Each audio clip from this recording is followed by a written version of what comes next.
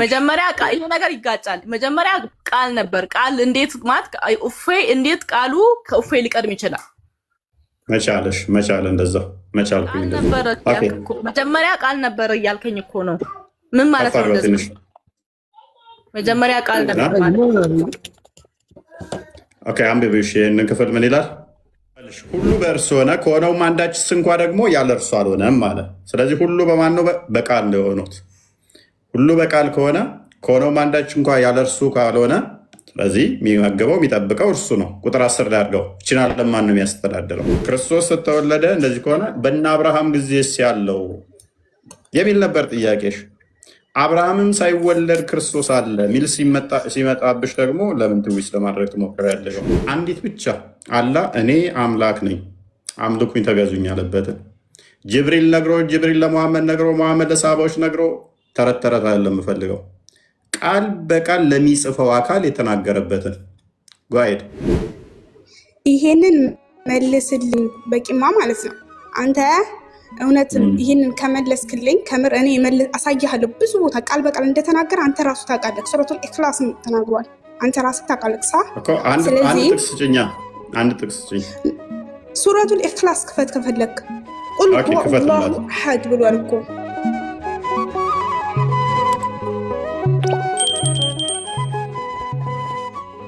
ኢብሊስና ኢብሊስ የሚባለው እና ጂኒ የሚባለው በአረብኛ እስቲ አንተ ምን አይነት ልዩነት አላቸው? እስቲ እዚህ ጋር አንተ በምታውቀው ባነበብከው እስቲ አስረዳኝ፣ እኔም አስረዳለሁ። ኢብሊስ እና ጂኒ፣ እንደገና ደግሞ ጂኒዎች ኢብሊስ ራሱ ወደ ሰማይ ቤት እንዴት እንደወጣ ቁርአን ምናምን ሐዲስ አለኝ ብለሃል። እስቲ አስረዳኝ፣ እኔም አስረዳለሁ። ኢብሊስ ምኑን ነው ማስረዳ? እንዴት ሰማይ ቤት እንደወጣ በሐዲስ አነባለሁ ምናምን ብለካል። ሰማይ ቤት እንዴት እንደወጣ ማለት አልገባኝም። ይኸውልህ አንድ ካወቅ አሳውቀኝ። ምኑን ላሳውቅ? ደግሞ ስለ ኢብሊስ ማለት ነው። ኢብሊስ አጋንንት ሴጣን ያበሰ ማለት ነው። ኢብሊስ ያበሰ የመጀመሪያው ያበሰ ማለት ነው። ላስረዳ። ኢብሊስ ማለት የጂኒ ጎሳ ነው። የጂኒ ጎሳ ነው። በጣም ጥሩ። እዚህ ጋር ያ እንስማማለን። ግን 18:52 ነው እንደይፈተው ምንድነው ፖይንት? ቁርአንን አትክፈት። ቆይ ቁርአን ሳከፍት ምን ተረት ማውራት ፈልገህ ነው? በመረጃ አውራ። ቆይ በመረጃ ፖይንት ማለት ቆይ ሜክ ማድረግ የፈለከው ፖይንት ምንድነው? እሱ እዚህ ጋር ጂኒዎች ሲፈጠሩ ከጂኒዎች ጥሩ ሰው ኢባዳ የሚያደርግ ወይ ደግሞ አምልኮትን ለፈጣሪ የሚገዛ ኢብሊስ ነበር። ሰላም ሰው ነበር ማለት ነው። ከዛ በኋላ ጂኒዎቹ አምጾ ምድር ላይ እንትን አመጽ ሲያመጡ ማለት ነው መላእክቶቹ መጥቶ ለፈጣሪ እንዲህ አይነት ሰው አየም ምናምን አሉት። ማስረጃው ነው ያለው። ማስረጃ ያለው ከዛ በኋላ ሐዲስ ውስጥ ነው ያለው። ከዛ በኋላ ወደ ሰማይ ወሰዱት ማለት ለኢብሊስም ማለት ነው።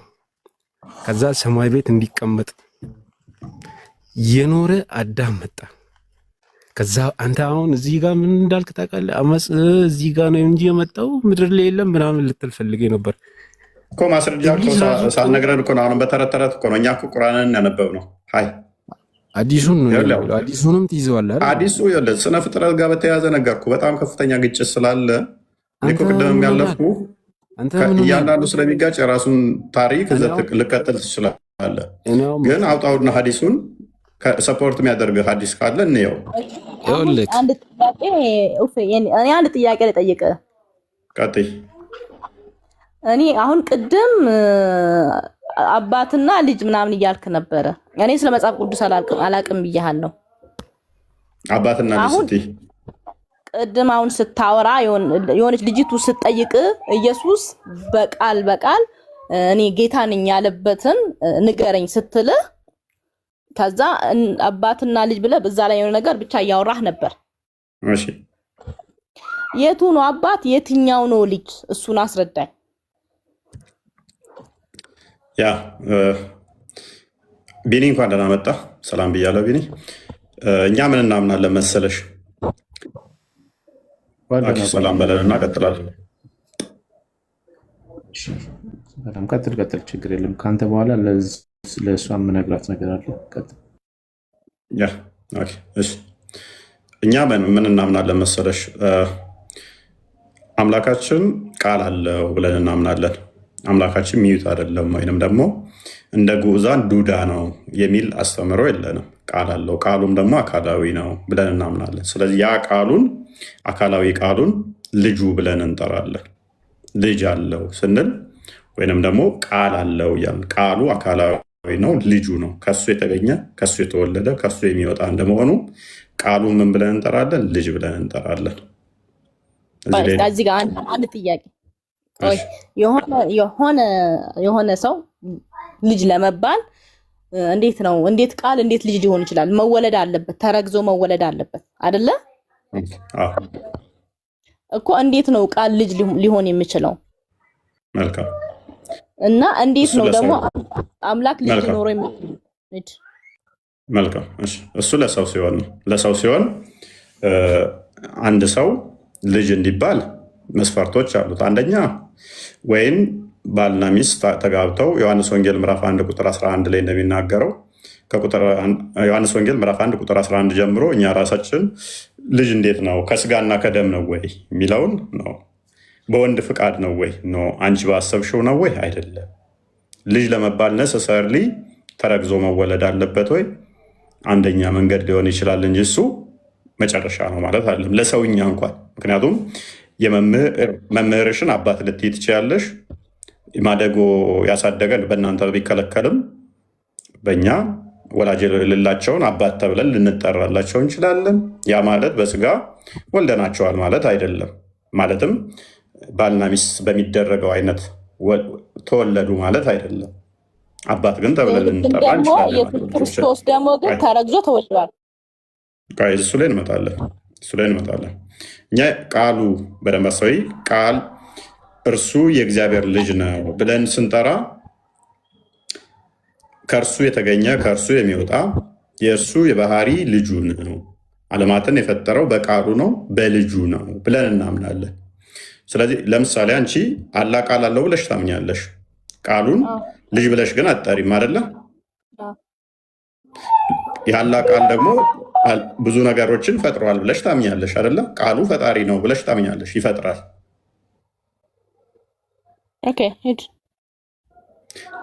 ስለዚህ ያ ቃሉን ቁርአን ብለሽ ትጠሪያለሽ አትጠሪም? ቁርአን የአላህ ቃል ነው፣ ግን ፍጡር ነው። ቃል ነው፣ ቃል ፍጡር ሊሆን አይችልም። የአላህ ቃል ነው፣ ፍጡር አለ። ቁርአን ብለሽ ግን ትጠሪያለሽ። በእጅህ የምትሰራው ነገር ነው። አይ በእጅ የሚሰራ ብቻ አይደለም። እንደዛማ ከሆነ የምናገራቸው የምሳደባቸው ሁሉ ፍጡር አይደሉም ማለት ነው። ኤኒዌይስ ወደዛ የተለያዩ ነገሮች ዲቤት ሙድ እንዳናደርገው ወደኛው እንመለስና፣ ስለዚህ አንቺ በቀላሉ የአላህን ቃል ቁርአን ብለሽ ትጠሪያለሽ። እኛ ደግሞ የፈጣሪያችንን የባህሪ ቃሉን የባህሪ ልጅ ብለን እንጠራለን። እኛ ልጅ ብለን ጠራን፣ አንቺ ግን ቁርአን ብለሽ ጠራሽ። በስጋ ሲገለጥ ማይታየው የአብ የባህሪ ቃሉ የባህሪ ከእርሱ የተገኘው ልጁ በስጋ ሲገኝ ወይንም ደግሞ በስጋ ሲገለጥ ሲታይ እሱ ምን ብለን ጠራ ነው? ኢየሱስ ብለን ጠራ ነው። ስግው ቃል ብለን ጠራ ነው። በስጋ የተገለጠ ልጅ ነው። ኦልሬዲ ልጅ ነው። ዞሮ ልጅ ማለት ምን ማለት ነው አልኩሽ? ሰው ነው። ልጅ ሲባል ግን በቃ የሰው ስጋ ለብሷል። እጅግራ አይሻ ክርስቶስ ሁለት ልደቶች ስላሉት እንዳንደባለቀው የመጀመሪያውን እያስረዳሁሽ ነው። አንቺ እያምታታሽው ያለሽው ከማርያም የተወለደውን ነው። እኔ ደግሞ እየነገርኩሽ ያለሁት ከአብ መወለዱን እየነገርኩሽ ነው። ዓለም ሳይፈጠር ጊዜ ሳይቆጠር ከእርሱ ተካክሎ ከእርሱ የሚወጣ የእርሱ የባህሪ ልጁ ነው እያልኩሽ ነው። ከእርሱ የተገኘ የባህሪ ልጁ ነው። ልጅ ሲባል ግን አባት ልጁን እንደሚቀድም አባት ልጁን ወልዶ ከአያቱ ልጁ እንደሚያንስ እንደዛ ማለት አይደለም። ቃሉ ነው። ለዓይን ጥቅሻ እንኳን ከእርሱ የተለየበት የለም። ነገር ግን ከእርሱ የተወለደ ነው ስንል ከእርሱ የወጣ ከእርሱ የተገኘ ነው። ከእርሱ የተገኘ እሱ ቃሉን ምን ብለን እንጠራለን? ልጁ ብለን እንጠራለን። ያ ልጁ ግን ሁለት ልደቶች አሉት። በደንብ አሰቢ። ከአብ እንደመገኘቱ የአብ የባህሪ ልጁ ያለ እናት የተወለደ ከአባቱ የተወለደ ብለን እንላለን። በዘመኑ መጨረሻ ላይ ደግሞ ነቢያትን ሲልክ ከቆየ በኋላ ማቴዎስ ወንጌል ምዕራፍ 24 ላይ ክርስቶስ ሲናገር ነቢያትን ሲልክ እንደነበረ እንዲሁም ደግሞ ዕብራውያን ምዕራፍ 1 ላይ ከቁጥር 1 ጀምሮ እስከ 3 ነቢያትን እግዚአብሔር በብዙ አይነትና በብዙ ጎዳና ለአባቶቻችን በነቢያት ሲናገር ቆይቶ በዚህ ዘመን መጨረሻ ይላል ሁሉን ወራሽ ባደረገው ደግሞም ዓለማትን በፈጠረበት በዚህ በልጁ ተናገረን ይላል። ስለዚህ ሁሉን ወራሽ ባደረገው በልጁ ዓለማትን በፈጠረበት ዕብራውያን ምዕራፍ 1 ቁጥር 2። ስለዚህ ዓለማት የተፈጠሩት በማን ነው? በልጁ። ልጁ ማን ነው? የአብ የባህሪ ልጁ፣ እሱን ቃሉ ብለን እንጠራለን። እርሱ በስጋ ሲገለጥ ደግሞ ስግው ቃል ነውና፣ ስግው ቃል ማለት ስጋ የተዋሃደው ቃል ወይም ደግሞ ዮሐንስ ወንጌል ምዕራፍ 1 ቁጥር 14 ላይ ቃልም ስጋ ሆነ ጸጋና እውነትን ተሞልቶ በእኛ አደረ እንደሚል ማለት ነው። ስለዚህ በስጋ የተገለጠውን እሱ ክርስቶስ እንለዋለን፣ ኢየሱስ እንለዋለን። አዳኝ ቤዛችን እሱ ኢየሱስ ይባላል። ስጋ የተዋሃደው መለኮት የተዋሃደው ስጋ ስለሆነ የመለኮት ሙላት በሰውነቱ ተገልጦ የሚኖር ስለሆነ። እሺ አንድ 5 ደቂቃ ትጨርስ፣ እሷ አይሻ ትጨርስ። አሁን እኔ ብታስገባትም ችግር የለብኝም ማስገባትና እኔ ቀጥላለሁ። ጨርሽ አንቺ ቅድሚያ። አይወላ አንተ አሁን ዞሮ ዞሮ ማለት ነው አሁን ኢየሱስ ከተወለደ ስንት ጊዜው ነው? ኦኬ በስጋ ከተገለጠ 2000 ምናምን ዓመት ሆነው። እሺ ከዛ በፊት ደግሞ ነበሩ እነ ኢብራሂም ወይም አብርሃም ወይም ደግሞ የሚባሉ አሉ ኑህ፣ ሙሴ ምናምን ነበሩ። እነሱን ማን ነበረ?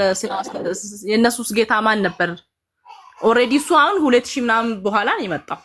ከዛ በፊት ኦኬ ኢብራሂም፣ ሌላስ?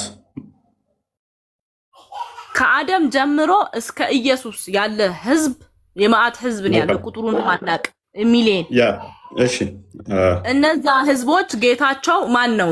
ኦልሬዲ አሁን ጌታ አልተወለደም እኮ ገና ነው የተወለደው። ከ2000 ዓመት በኋላ ነው የተወለደው። እነሱ ጌታ አልነበራቸው። መልካም እሺ። ክርስቶስ ስንት ልደቶች አሉት አልኩሽ አይሻ? 2 ልደቶች አሉት አልኩሽ አይደለ? እሺ ዓለም ከመፈጠሩ በፊት ጊዜ ታይም ሳይቆጠር ከአብ የተካከለ ለዓይነ ጥቅሻ ከአባቱ ሳይለይ በቃልነት የእሱ ልጅ ሆኖ ያለ እናት ተወልዷል ብዬሻለሁ አይደለ? ቆይ አሁን ቃል ነበረ ሲያስተዳድራቸው የነበረው ማለት ነው ከዛ በፊት? ቆይ ብዬሻለሁ አይደለ? እሺ አዎ። ስለዚህ ቃል ሲባል አንቺ እየተረዳሽ ያለሽው ይህንን ድምፅ ነው አይደለ? እየተረዳሽ ያለሽው እንደዛ አይደለም። እኛ የምንረዳው ቃል ስንል አካላዊ ነው። አካላዊ ነው ስንል መፍጠር ማድረግ እኔ ማለት የሚችል ፍቃድ ያለው እያለ ነው። ፍቃዱ ምንም እንኳን የአብና የወልድ የመንፈስ ቅዱስ አንዲት ፍቃድ ብትሆንም አንዲት ስልጣን አንዲት አገዛዝ ብትሆንም ማለት ነው። ስለዚህ አንዲት ፍቃድ ያለቻቸው አብ ያለው ወልድ ያለው ነው። ዓለም ሳይፈጠር አስቀድሞ በአብ ጋር የነበረ በአብ እቅፍ ያለ የአብ ልጅ ነው። የአብ ቃል የሆነ ዘመን ላይ የመጣ የሆነ ጊዜ ላይ የተፈጸመ የተከሰተ ምናምን ነገር አይደለም። ልጁ ስንል በዘመን መጨረሻ ላይ ግን ከማርያም ሲወለድ አንቺ እንዳልሽው ዘመን ተቆጥሮለታል፣ ጊዜ ተለክቶለታል፣ ተሰፍሮለታል። እኔም ስጠይቅኝ 2000 ምናምን አልኩሽ አይደለ? እርሱ ግን ምንድነው? ዘመናትን የፈጠረ ነው። ጊዜን ራሱ የፈጠረ ነው። ቆላሲያስ ምዕራፍ 1 ቁጥር 15 ነው የሚናገረው። በሰማይም በምድርም ያሉ የሚታየውንም የማይታየውን ሁሉን የፈጠረ እንደሆነ ይናገራል። ታይም ራሱ የተፈጠረው በእርሱ ነው። ሁሉ ከእርሱ በእርሱ ነው። እሱ አሁን መጀመሪያ ወይ ቅድም አንተ የጠየቀኝ ጥያቄ ልጠይቅህ። እሱ መጀመሪያ የት ነበር? አብ ወይም ቃሉ የት ነበር? በአብ እቅፍ። በመጀመሪያ ቃል ነበር፣ ቃሉም በእግዚአብሔር ዘንድ ነበር፣ ቃልም እግዚአብሔር ነበር፣ በእግዚአብሔር ዘንድ ነበር። እንዴት? እስቲ ማለት ምንድን ነው ያልከው? ዮሐንስ ወንጌል ምዕራፍ 1 ቁጥር 1 ላይ በመጀመሪያ ቃል ነበር፣ ቃልም በእግዚአብሔር ዘንድ ነበር፣ ቃልም እግዚአብሔር ነበር። በመጀመሪያ ማን ነበር? ቃል ነበር፣ ቃልም በእግዚአብሔር ዘንድ ነበር፣ ቃልም እግዚአብሔር ነበር። ኦልሬዲ ከእግዚአብሔር ቃል ይቀድማል ማለት ነው። ማን አለሽ? ራሱ እግዚአብሔር ነው አለሽ እኮ። መጀመሪያ ቃል ነበር እኮ። ቃል ነበር። ፊት ለፊት አድርገው ቃል ለምንድን ነው ማከፍተው? አዳምጠው። ዮሐንስ ወንጌል ምዕራፍ 1 ቆይ መጀመሪያ ይሄ ነገር ይጋጫል። መጀመሪያ ቃል ነበር። ቃል እንዴት ማለት እፎይ እንዴት ቃሉ ከእፎይ ሊቀድም ይችላል? መቻለሽ መቻለ እንደዛ መቻልኩኝ እንደዛ ቃል ነበረ ኦኬ እኮ መጀመሪያ ቃል ነበረ እያልከኝ እኮ ነው። ምን ማለት ነው አፋር እንደዚህ? ትንሽ መጀመሪያ ቃል ነበር ማለት ኦኬ አንብቢው እሺ ይህንን ክፍል ምን ይላል ምን ይላል ይህ ክፍል እሺ ሂድ። ቅድም አንተ ያልከው ነው። እሺ ምንድን ነው ታዲያ ይሄ? ምንም እኮ መጀመሪያ ቃል ነበር እኮ ነው። አሁንም እኮ ቃል እግዚአብሔር ቃል ነበር ነው የሚለው። አይልም አይልም እህታችን እኮ ነው ቃል ነበር። ከዛ ቃል ደግሞ በእግዚአብሔር ዘንድ ነበር። በመጀመሪያ ቃል ነበር። በመጀመሪያው ኦኬ ቃል ነበር፣ ቃልም በእግዚአብሔር ዘንድ ነበር አይደለ? እሺ ይሄ ማለት ምን ማለት ነው? በመጀመሪያ እያለ እኮ ነው። የሚቀድመው እኮ ቃል እኮ ነው። እዚህ ጋር እኔ የምታየኝ ይሄ ነው። አይደለም እህታችን ለእኔ አሁን ቃል ነው የሚቀድመው። ችግር የለውም እኮ ያዳምጪኝ። ግልጽ ስለሆነ ነው እያልሞገትኩሽ ያለሁት። ግልጽ ስለሆነ ራስሽ አናላይዝ እንድታደርጊው ነው። በመጀመሪያው ቃል ነበር። ቆይ በመጀመሪያው ቃል ነበር። በመጀመሪያው ቃል ነበር ሲል መጀመሪያ ኖሮ ሳይሆን ለፈጣሪ ምንም ባለመኖሩ ምንም ሳይኖር ፍጥረት ሳይኖር ቃል ነበር። ያ ቃል ደግሞ በእግዚአብሔር ዘንድ ነበር። ያ ቃል ራሱ ያለው በማን ዘንድ ነው? በእግዚአብሔር ዘንድ ነው ያለው። በመጀመሪያ ምንም ሳይፈጠር ታይም ሳይኖር መጀመሪያም ሳይኖር ቃል ነበር። ያ ቃል በማን ዘንድ ነበር? በእግዚአብሔር ዘንድ ነበር። ያ ቃል ራሱ ምን ነበር? እግዚአብሔር ነበር። ሶስት ናቸው ማለት ነው። ቃል ምንድን ነው እንዴ? ቆይ ይሄ ነገር ግን እኔ እንጃ። ይሄ ነገር የሰው ጭንቅላት የሚቀበለው ነገር አይደለም። ግልጽ ነው። ቆይ እዚህ ጋር በመጀመሪያ ቃል ነበር፣ በመጀመሪያው ነበር ቃል ነበር። ቃልም ደግሞ በማን ዘንድ ነበር? በእግዚአብሔር ዘንድ ነበር። ኦኬ ቃል ራሱ ደግሞ ምን ነበር? እግዚአብሔር ነበር። ስለዚህ ቀደም ምን ብዬሻለሁ? ጎበዝ ተረድተሽዋል። አሁን ቀደም ምን ብዬሻለሁ? አምላካችን ቃል አለው። ቃሉን ልጅ ብለን እንጠራለን። እርሱ ልጁ ራሱ ቃሉ እግዚአብሔር ተብሎ ይጠራል። የልጅ ድምፅ አለ። የሌ ድምፅ አለ። ከዚህም በፊት እቺን ምድር ሲያስተዳድራት የነበረው ቃል ነው ማለት ነው። ያ ከፍ አድርገው ቁጥር 3 ላይ አድርገው ያልሽ ሁሉ በእርሱ ሆነ፣ ከሆነውም አንዳችስ እንኳ ደግሞ ያለ እርሱ አልሆነም አለ። ስለዚህ ሁሉ በማን ነው? በቃል ነው የሆኑት።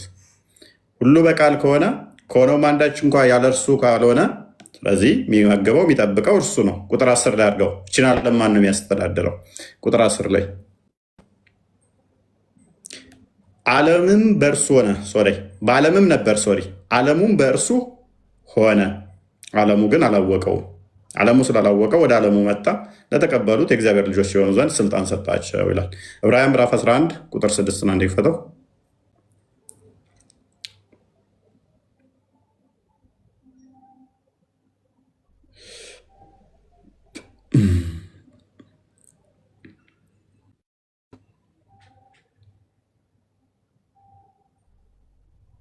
ቁጥር 3 አካባቢ ትጋሪው ዓለሞች በእግዚአብሔር ቃል እንደተዘጋጁ፣ ስለዚህ የሚታየው ነገር ከሚታዩት እንዳልሆነ በእምነት እናስተውላለን። ስለዚህ ዓለም የተፈጠረው የተዘጋጀው ማን ነው? ሲያስተዳድር ማን ነው ሲጠብቅ የነበረው? በእግዚአብሔር ቃል። ያን የእግዚአብሔር ቃል ምን ብለን እንጠራዋለን? ልጁ ብለን እንጠራዋለን። ዓለሞች የተዘጋጁት በማን ነው? በእግዚአብሔር ቃል ነው። ማን ነው ዓለምን የሚጠብቀው? ማን ነው የሚያስተዳድረው? ማን ነው እሱ ያዘጋጀው? የእግዚአብሔር ቃል። ያ የእግዚአብሔር ቃል ደግሞ ዓለምን ካዘጋጀ ዕብራውያን ምዕራፍ 1 ቁጥር 2 ነው ክፈተው። የእግዚአብሔር ልጅ ተብሎ ይጠራል።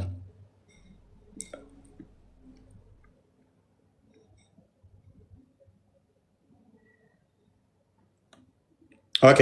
ከጥንት ጀምሮ እግዚአብሔር በብዙ አይነትና በብዙ ጎዳና ለአባቶቻችን በነቢያት ተናግሮ ሁሉም ወራሽ ባደረገው ደግሞም ዓለማትን በፈጠረበት።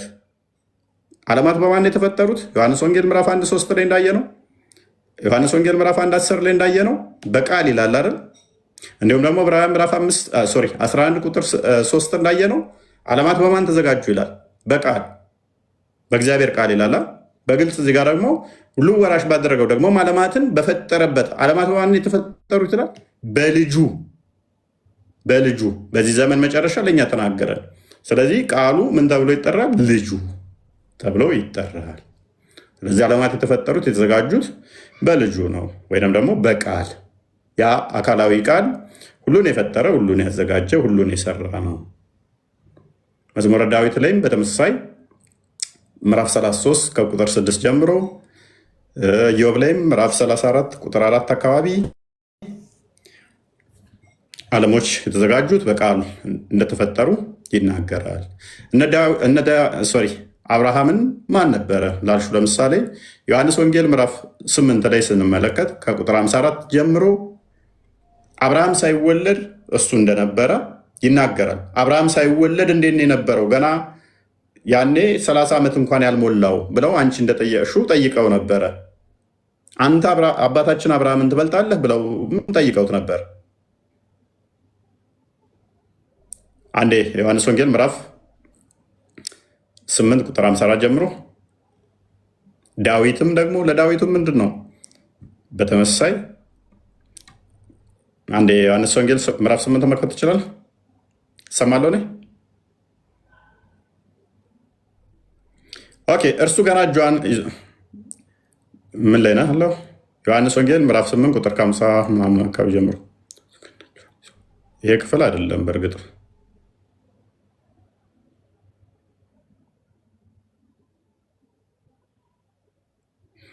ኦኬ።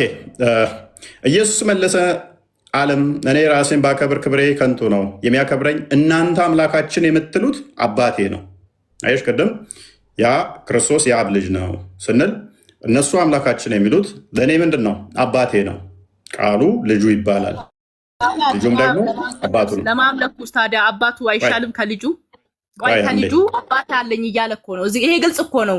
አባት አለኝ ልጅ ነኝ ካለ ኦልሬዲ በቃ ይሄ እኮ እንትን ነው፣ ግልጽ እኮ ነው። ጎበዝ እኮ ዙር 81ኛው አያ ላይ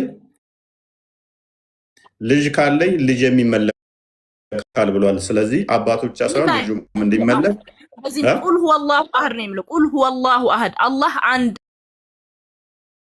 ነው። አላህ አንድ ብቻ ነው።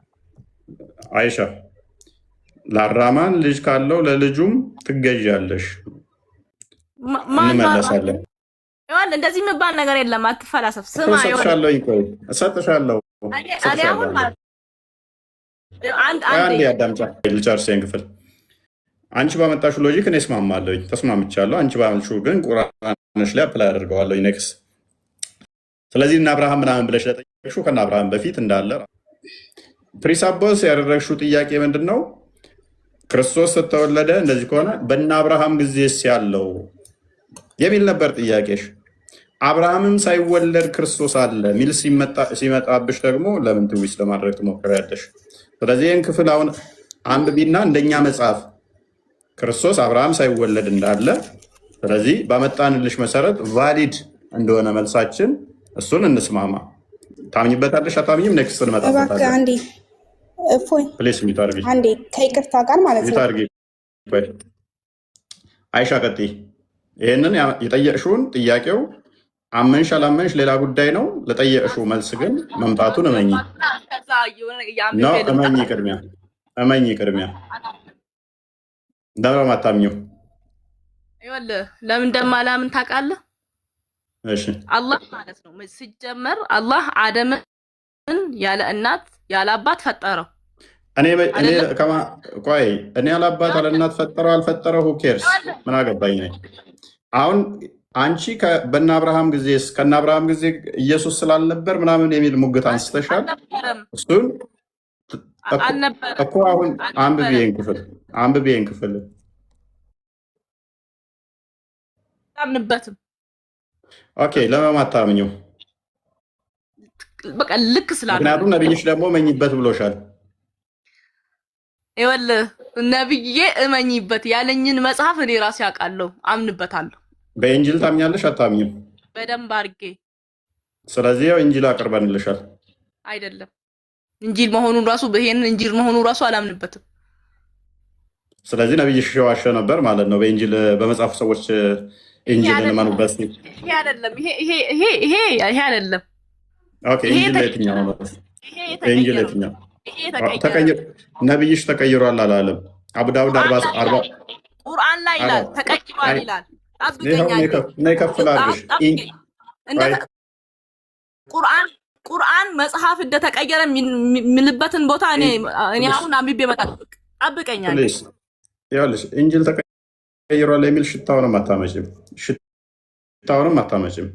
አሁን በመጀመሪያ ወደዛ ከመሄዳችን በፊት ለጠየቅሽው ጥያቄ የተመለሰልሽን ትቀበያለሽ አትቀበይም ነው። ሌላ እንትርክ ውስጥ ከመግባታችን በፊት ለምን ሽፍት ታደርጊያለሽ? አርጊ አይደለም ተቀይሯል። እንደተቀየረ ቁርአናችን ላይ የእናንተ መጽሐፍ እንደተቀየረ ሺህ ጊዜ ይገልጻል። ብዙ ቦታ ይገልጻል። ሺህ ጊዜ አይደለም አንድ ጊዜ እሱ አመጣልሃለሁ። አንድ አይደለም ሺህ ጊዜ ይህንን ለመቀየሩ አንድ ማታመጭም። የምታመጫቸውን እናውቀዋለን። እኔው ልነግርሽ እችላለሁ። እሱ የሚጠቅምሽ አይደለም። ኢንጂል ተበርዟል የሚል አንቺ አይደለም ቃል በቃል እንደው ሽታውም የለም ፍራንክሊ ስፒኪንግ። ኤኒዌይስ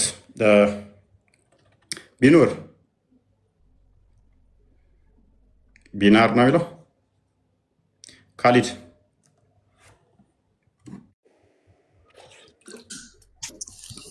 ኦኬ አላህ ከቁርአን ጋር ተነካክቷል ብለሽ ታምኛለሽ? ኖ እኔ ልጠይቅህ የምፈልገው አንድ ጥያቄ ነበር። አሁን እንዳጋጣሚ መጽሐፍ ቅዱስ እያነበብኩ ነበር። አላህ ከቁርአን ጋር ተነካክቷል ብለሽ ታምኛለሽ ወይ?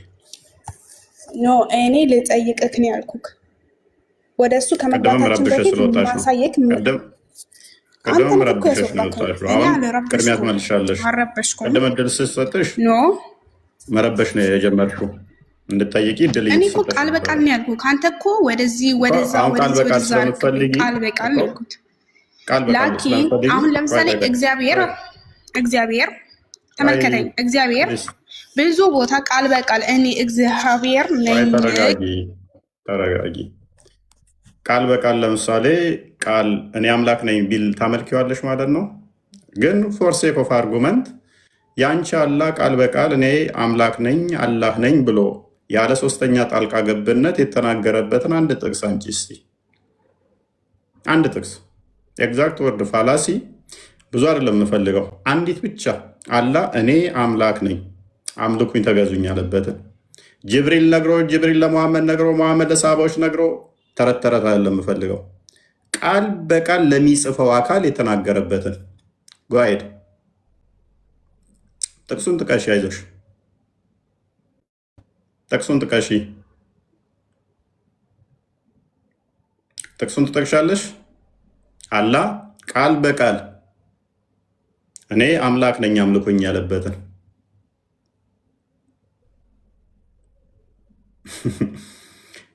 እህታችን ጥቅሱን መጥቀስ ትችያለሽ። ዝም ብሎ ስልክ እያንቀሳቀሽ ነው። ሚት ነሽ እያወራሽ ከሆነ እግርሽን እያየ ነው ደግሞ እግርሽ አውራ ነው ታውቂያለሽ።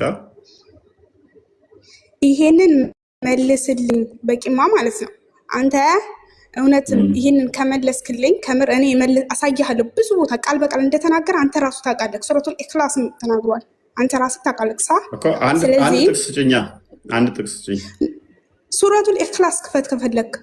ቁል ሁወላሁ አሐድ ብሏል እኮ። እኔ የጠየኩሽ ምንድን ነው? እሺ ይሄንን መልስልኛ። እኔ የጠየኩሽ ምንድን ነው? ምን ይላል? ክርስቲያን ወገኖቻችን አዳምጡኝ ምን እንደሚል ትንቢተ ኢሳያስ ላይ ምዕራፍ 47 አንቺ ድንግል የባቢሎን ልጅ ሆይ ውረጂ፣ በትቢያም ላይ ተቀመጪ፣ የከላዳውያን ሴት ልጅ ሆይ ከዚህ በኋላ ተረጋጊ። ቅድሚያ የተጠየቅሽውን አንቺ አሁን እዛ ውስጥ ከመግባት አይደለም። ፕሊዝ ይኸው ምንም እመልስልሻለሁ። እሱን ተረጋጊና አላህ ቃል በቃል የተናገረበትን አንድ ጥቅስ ልታመጪልን ትችላለሽ? እዚህ ጋር መጥቶልሻል። አላህ አንድ ነው እኔም አንድ ነኝ፣ ስለዚህ እኔ አምላክ ነኝ ማለት ነው። አንብበው እስኪ በዜማ በልላት ይህን ክፍል ቃል በቃል ተናግሮታል ማለት ነው። የለን በደሱ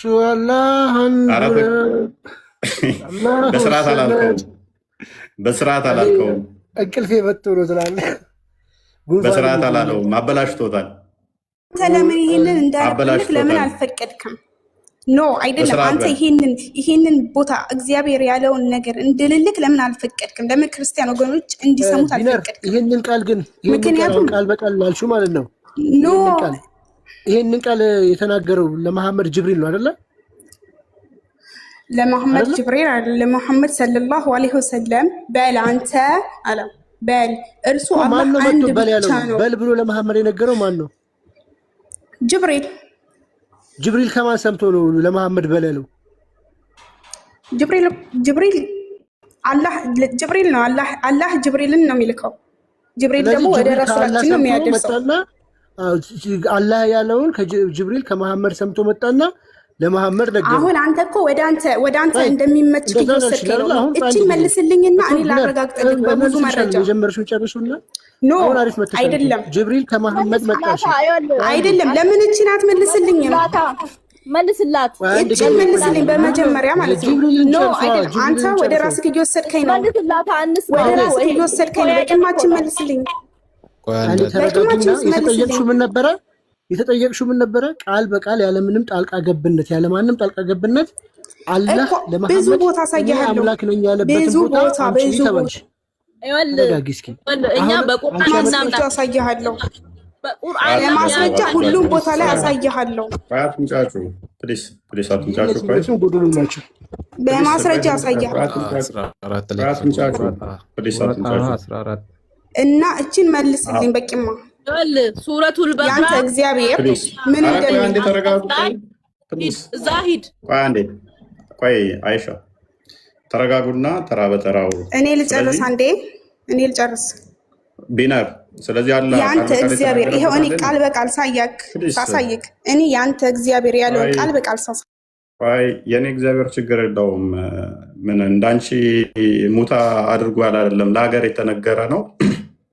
ዝሙት መስሎች ነው። ጡታ ጉጭማዎች አላጋ ሄዶ ወንዶቹ ወሲብ እንደሚያደርጓቸው እንደዛ እንዳትጠብቂ፣ ይተረጎማል። እኛ ችግር የለውም። ስለዚህ አሁን ተረጋጊና ዝሙት መስሎች ከሆነ ተረጋጊ። ያጡታቸው እንደዚህ የቆመ ወንዶቹ ብልታቸው እንደ ፌሮ የተገተረ ሴቶቹ ደግሞ እንደ ግመል በረሃ ውስጥ እንደተጠማች ገነት ውስጥ ወሲብ እንደሚያደርጓቸው እንደዛ አይደለም። ክፍል ወጣች አያችሁ። ኤኒዌይስ ስለ ሀገር የተነገረ ስለ ሴት እየመሰላችሁ አትቃሉ። አሁን ቶፒኩ ላይ ቁሙና አስወጣሃት። ይኸውልህ አሁን እሷንም አስወጣሃት ማለት ዞሮ አስወጣሃት።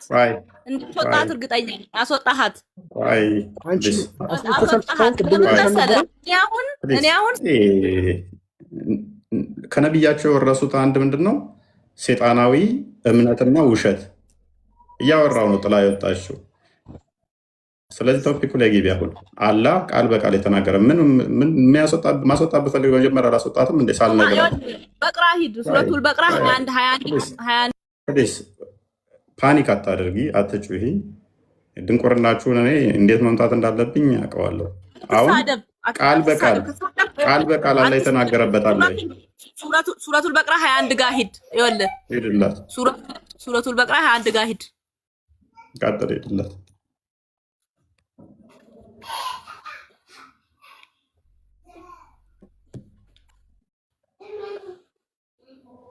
ፈትኩልሽ። ይሄን ቃል እንዴት ነው? ቃል በቃል ምንድነው? እፎይ እየጠየቀሽ ግን ምን ነበር ጥያቄው? አንብበው። ጥያቄው ምን ነበረ እኮ? አንብበው፣ መጀመሪያ አንብበው።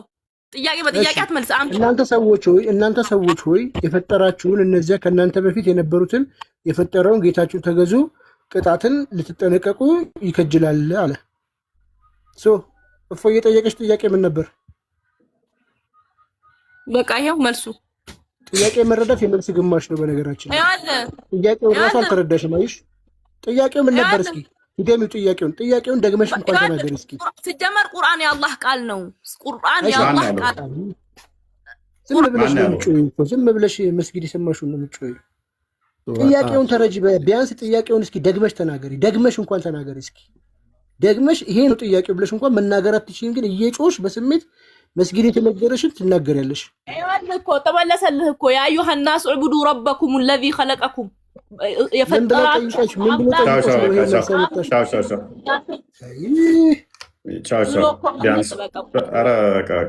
የእናንተ ድንቁርና ስቱፒዲቲ ጣራ ሲነካባችሁ ደስ ይላል። ከባድ ነው። ቃል በጣም በቃል ምን እንደሆነ በሚያሳዝን እንኳን ሁኔታ አታውቅም በነገራችን ማለት ላይ ነው። ጌታችን በራእይ ተገልጦ ለዮሐንስ ቃል በቃል ቀጥታ ያለና የነበረ የሚመጣ ሁሉን የሚገዛ ጌታ አምላክ እኔ ነኝ ብሎታል፣ ያለምንም ጣልቃ ገብነት። ይህንን አንቀበል የሚሉና ይሄኛውን ግን መሐመድ ለማነገረው ጅብሪል መጥቶ ለማነገረው ለመሐመድ፣ ከዛ መሐመድ ለእነሱ ነገራቸው። ኢማጂን ይሄንን ግን ይቀበላሉ። አላህ ይኑር አይኑር እንኳን አያውቁም። ዮሐንስ እንግዲህ በእጁ የነካው የዳሰሰው የሚያውቀው ጌታ ተገልጦ እሱ ነገረው ሲባል ግን አንቀበልም ይላሉ። ቃል በቃል ፊት ለፊት ራሱ ጌታ አግኝቶት ማለት ነው ዮሐንስን። እዚህ ጋር ግን ያለው ምንድነው? ጣልቃ ገብነት አለ። ማን አለ? ጅብሪል አለ። ጅብሪል አጋንንት ቢሆንስ በምን ይታወቃል? ጅብሪል ሲመጣ ላይ ጅብሪል ላይ ብሎት እኮ ራሱ አልመጣም አይደል እንዴ? እየጨመቀው እየደፈቀው ሲመጣ አለኝ ቢልስ እኔ ሰንበዲ መጥቶ እኔ ደምሳሽ መጥቶ የለ እንዲ ያው መልአክ መጥቶ ነገረኝ እያለ እየሰከሰን አይደል? ከዛ የተለየ እኮ አይደለም ደምሳሽም መሐመድም። ኤኒዌይስ ለዛሬ ይብቃን። ይህን አካውንቱን ኮፒ ሊንክ አድርጉለት ጋይሴ። ዋናውን እና ተመቷል የሌለ በጣም ነው የሚያስጠላው፣ እያስቸገረ ነበር። አካውንት ኮፒ ሊንክ አድርጉለት። እኔ ቪዲዮ ለቀቅ ያለው ግቡና እዩት እና አዳርሱት። እግዚአብሔር ይስጥልን። እናመሰግናለን። መልካም ማደር